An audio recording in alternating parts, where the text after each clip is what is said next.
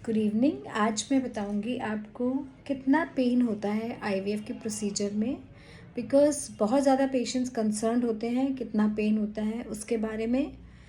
और बहुत ज़्यादा कई लोग अवॉइड करते रहते हैं आईवीएफ, और अवॉइड कर करके वो अपनी चीज़ें इतनी ख़राब कर लेते हैं, अपने एग्स इतने ख़त्म कर लेते हैं कि रिज़र्व नहीं बचता, जिससे कि आगे प्रेगनेंसी आने में प्रॉब्लम होती है। या हम अगर आईवीएफ भी करते हैं तो हमें डोनर एग्स लेने पड़ते हैं बिकॉज उनके एग्स ख़त्म हो जाते हैं।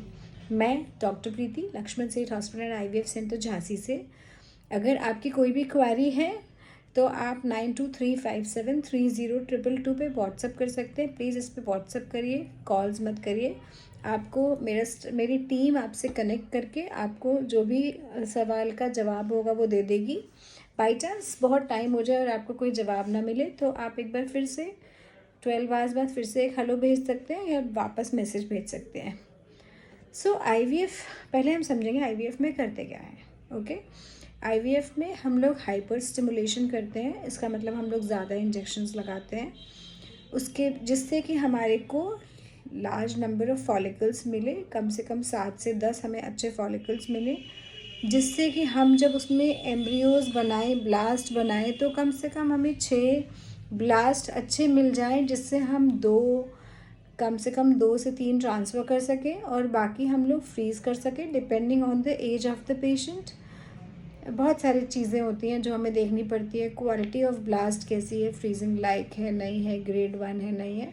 सो हम लोग बाहर से इंजेक्शंस देते हैं। ये जो इंजेक्शंस होते हैं, लोगों का ये सवाल होता है कि कोई साइड इफ़ेक्ट्स तो नहीं होंगे।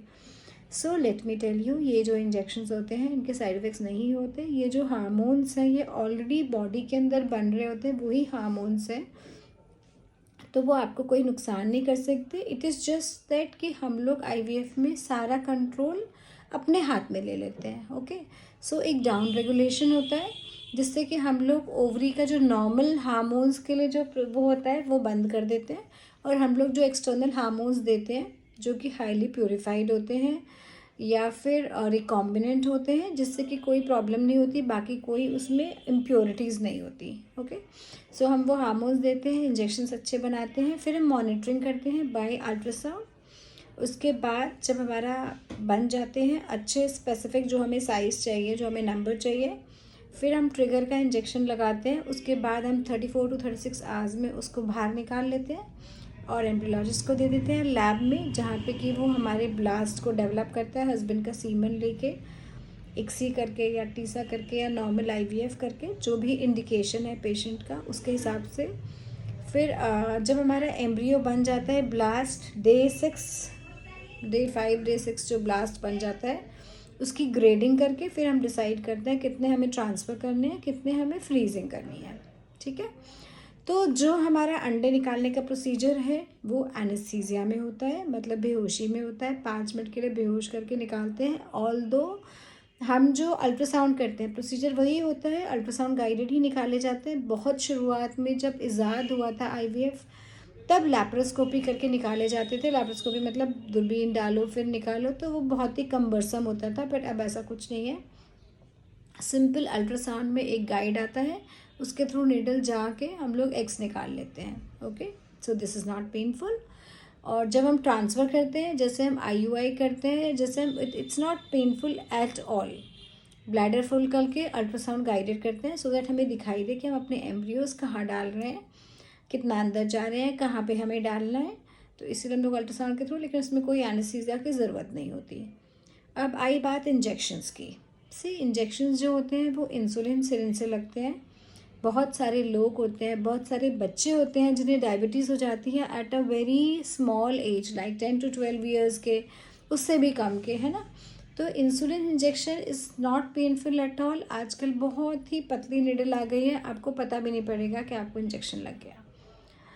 सो I think IVF is absolutely pain free procedure. उसमें कोई डरने की बात नहीं है, पेन से घबराने की कोई बात नहीं है।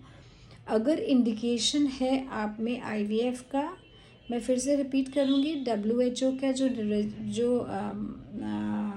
WHO का जो गाइडलाइन है कि अगर आपकी एज 30 से ऊपर है और 6 मंथ्स हो गए हैं आपको हस्बैंड से रिलेशन रखते हुए फिर भी प्रेगनेंसी नहीं आ रही है तो आपको IVF कराना है।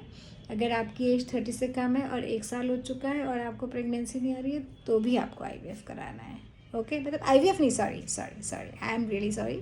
आपको ट्रीटमेंट कराना है, आपको अपने बेसिक इन्वेस्टिगेशंस कराने हैं। बेसिक इन्वेस्टिगेशंस का वीडियो मैं ऑलरेडी बना के डाल चुकी हूँ, सो वो कराना है। उसमें जो इंडिकेशन आता है उसके अकॉर्डिंग IUI या IVF या टाइमली इंटरकोर्स जो भी ठीक लगेगा आपके डॉक्टर को वो कराना, ट्रीटमेंट कराना है मतलब। तो बस मुझे बहुत अच्छा लगता है वंस यू गेट प्रेग्नेंट और प्रेगनेंसी के साथ सब कुछ अच्छा चले, अल्टीमेटली बेबी हाथ में आए, उससे मुझे बहुत खुशी मिलती है।